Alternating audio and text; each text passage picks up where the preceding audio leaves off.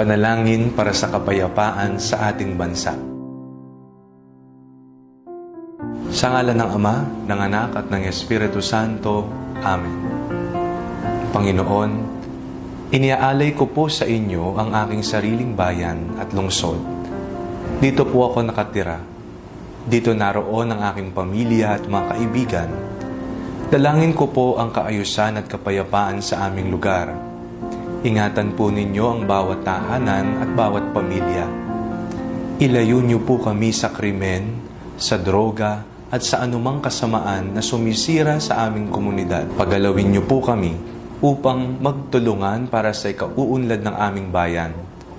Naway maging ligtas na lugar ito para sa mga bata, para sa mga nagtatrabaho, at para sa bawat mamamayan na nangangarap ng payapang pamumuhay.